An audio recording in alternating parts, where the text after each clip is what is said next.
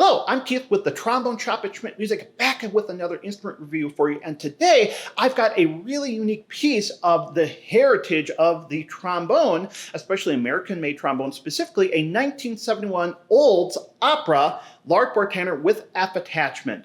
We've talked about Olds before and kind of their place in the history of the kind of American trombone lineage, and I've experienced the opera large bore tenor before, but first off, never with F attachment, and second, what makes this in part unique is that it is nearly entirely made out of nickel silver, which brings a whole different kind of set of attributes to the sound performance experience. So I'm really excited to share all of this with you. I'm going to be playing everything today on my trusty Bach 5G, and then we'll talk about the experience afterwards.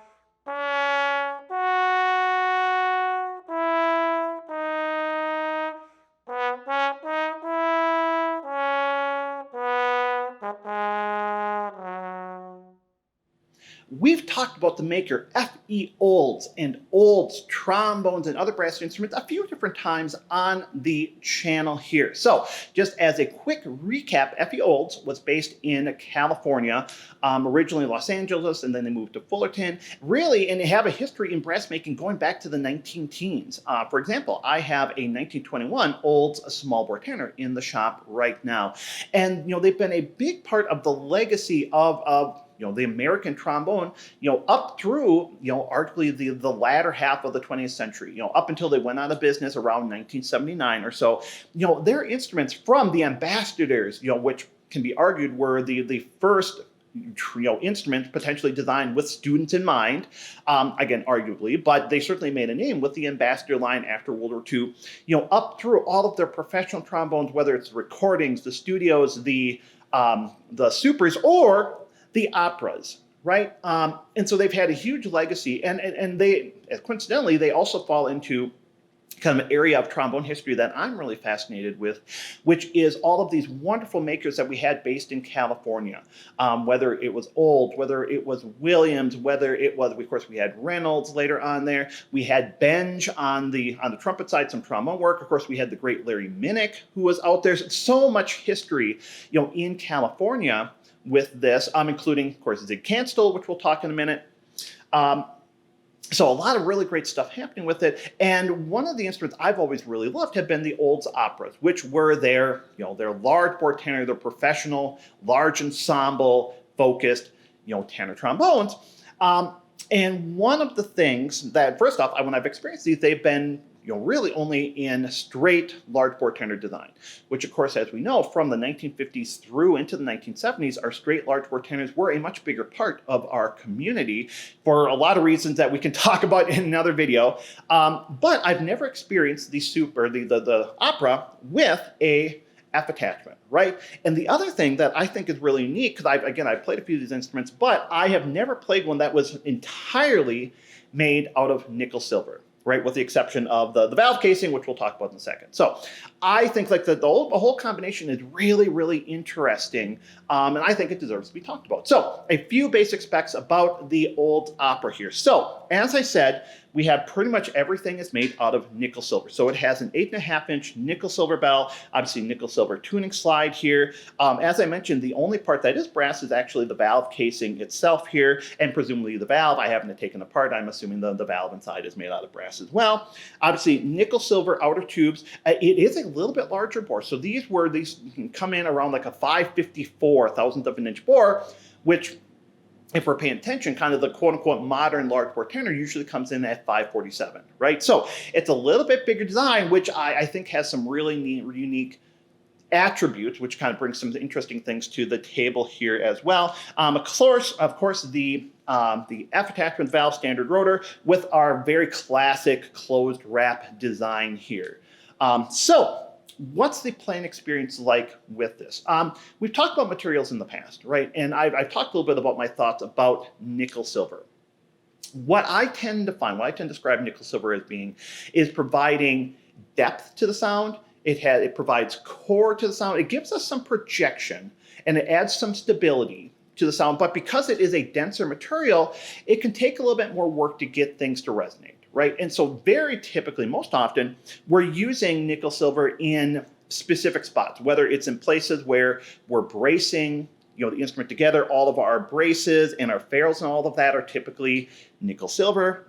Using it in certain spots on hand slides, whether it's the tubes, typically if we're doing nickel silver tubes, it's most often trying to lighten up the weight a little bit, although it's obviously, it's a resonance performance attribute, nickel silver crooks, etc. So using it in different spots, but it's pretty rare. In fact, I don't know if I can think off the top of my head if I've had another instrument in that has been entirely nickel silver. So because it has this density to it, because it can take a little bit more work to get it moving, it's not always a fit for everybody. But I think this combination in particular with a little bit larger bore does some really, really interesting things. So when we have an instrument that is really dense, where we have very dense, heavy materials, whether it is nickel silver, whether it is sterling silver, even heavier gauges of material, it can feel more resistant. Like we have to work harder to move the air through, because it's taking more work to get it to resonate.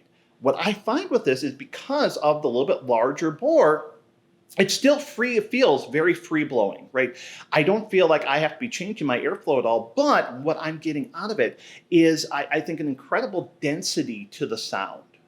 For me, like I said, I feel like I'm getting a really nice balance of feedback. In other words, I'm getting a lot of sound back from the instrument, but at the same time, I can tell how much projection it's moving outwards from the bell towards the audience, but not in a really bright, focused way, right?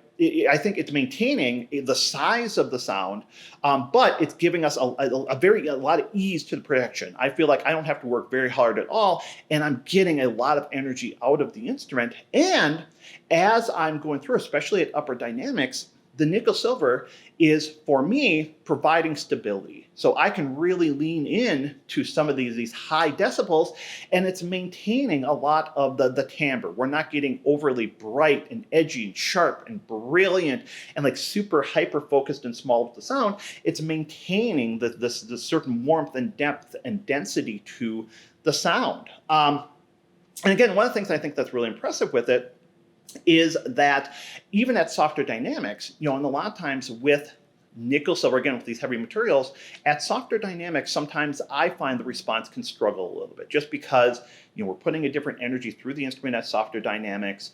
Sometimes the response control can be a little more challenging. I didn't really experience that with this instrument. And again, I would attribute a lot of that in part to the larger bore. The construction itself, even though it's nickel silver, it's not overly heavy. sometimes when we're seeing nickel silver being used, in particular, like for example, building bells, we're using a relatively heavy gauge nickel silver to try to add to this density and this weight. With this here, it's not overly heavy by any means. And so I think that's kind of helping balance things out. And one of the interesting things is that I find that even though this is standard rotor closed wrap, going onto the valve, going onto the F attachment, it doesn't feel overly resistant to me. I felt like I could lean into the response in the trigger register a little bit, but I didn't have to completely change my airflow with it. I was able to maintain some stability with all of it. And even here with this really old school style of paddle linkage here, obviously very different what we're seeing with a lot of folks now. Even that's very frankly fairly comfortable. Most of these older setups I don't tend to find very ergonomic. This actually feels pretty nice, and even the shape of the paddles, a little teardrop shape. Once you get used to it, you can actually kind of slowly you can rotate your finger off of it, and you can really kind of smooth out some of the transition on and off of the valve here. So overall, I think a really, really interesting experience. And again, I love the lineage of this. I mentioned Zig Canstall. By this point in the 1970s, Zig Canstall was the factory manager. He was really kind of the primary designer for FE Olds.